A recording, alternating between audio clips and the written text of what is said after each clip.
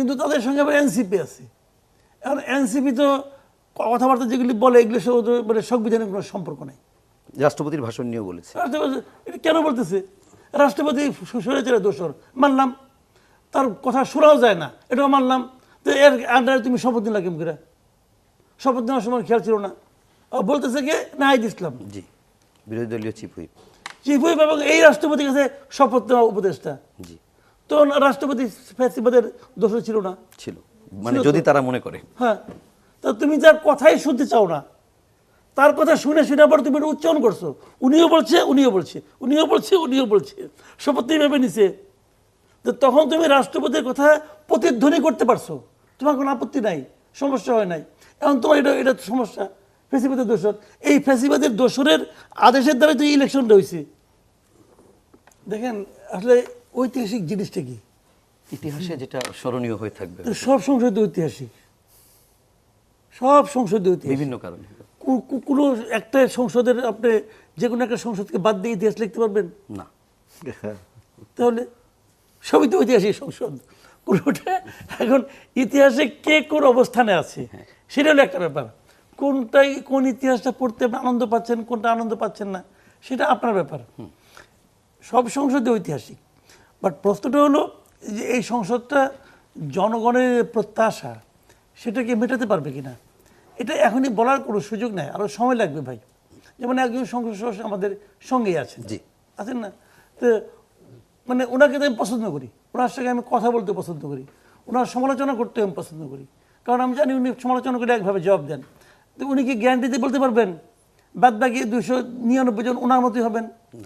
ওখানে ওনার চেয়ে বেটার আছে, আবার ওনার চেয়ে ইনফেরিয়র আছে। ওনার মতো যুক্তি দিয়ে কথা বলার লোকও আছে, আবার একদম অযৌক্তিক কথা বলার লোকও ওখানে আছে। এখন কার কি ভূমিকা থাকবে এটা ভাই 5টা বছর তো অনেক দিন, কে কি বলবে না বলে বলা বড় কঠিন, এবং ওই ভূমিকার দ্বারা সংসদ হবে। এখনও যে সংসদ যাত্রাই শুরু করে নাই, সেটা কেমন হবে না বলা বড় কঠিন।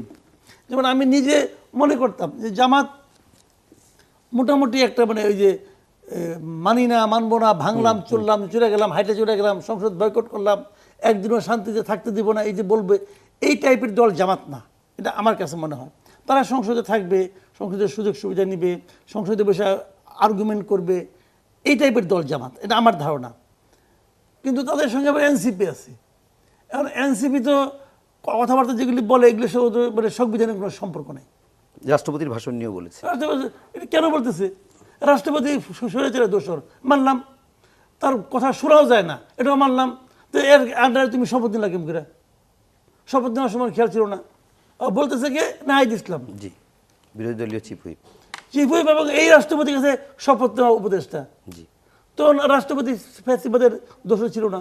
ছিল, মানে যদি তারা মনে করে। হ্যাঁ, তো তুমি যার কথাই শুনতে চাও না, তার কথা শুনে শুনে আবার তুমি উচ্চারণ করছো, উনিও বলছে উনিও বলছে, উনিও বলছে উনিও বলছে, শপথ ভেবে নিছে।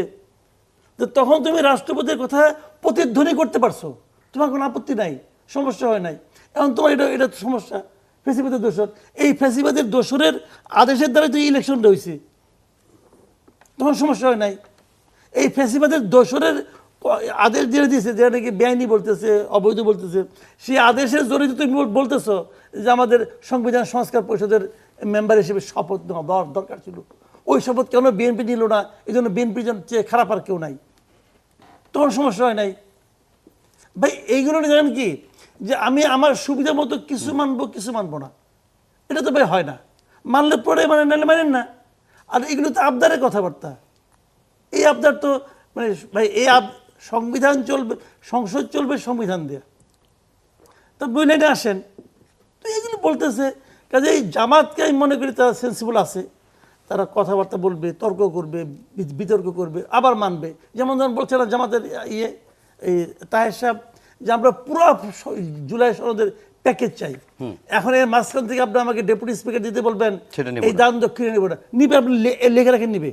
বলছে সংস্কার মানলে যদি সংবিধান সংস্কার পরিষদে তারা বিএনপি তার মতো করে সংস্কার করবে, জামাত ডেপুটি স্পিকার নিবে, কথাটা আমি বললাম, আপনি লিখে রাখেন। বলছে জুলাই সনদ খণ্ডিতভাবে মানবে। কি বলছেন আপনি দেখেন না ভাই, ডেপুটি স্পিকার হলো কি ইকুইভ্যালেন্ট টু মিনিস্টার, হ্যাঁ, পূর্ণমন্ত্রী। পূর্ণমন্ত্রী। দুইজন তার মন্ত্রী পর সুবিধা জামাত ছেড়ে দেব? জামাত কি ওই বিপ্লবী দল নাকি রে ভাই? আরেকটা মাসুদ কামাল ভাই যেটা বলছিলাম যে দেরি হচ্ছে নাকি সংসদটা একটু নাকি এরকমই শুনেন, বসে? এটা হলো কি আপনার সরকারি দল যেটা আছে এটা তাদের প্রিপারেশনের উপর নির্ভর করে। কারো প্রিপারেশন থাকে, মনে করেন আমি পরের দিন বসলাম, আর কারোর মধ্যে হয়তো একটু থাকে, মানে আপনার কি বলে এটাকে, সংযম থাকে, ভাবে দুদিন পরে হলো আমাদের, দুদিন আগে হলো আমাদের, যাই আস্তে আস্তে গুছাই টুসাই নেই। আর এই সংসদে অনেক নতুন নতুন এমপি হচ্ছেন, ওনারা সংসদের অনেক নিয়ম কানুন হয়তো জানেন না, এই জন্য দেখলাম একটা ক্লাসও ধরা নিল, ভালো এটা। কিন্তু ওখানে যে আওলা ঝাওলা করার চেয়ে একটু নিজেরা পড়াশোনা একটু করে prepare নিল, একটু প্রস্তুতি নিল, আমি এতে কোনো ক্ষতি দেখি না।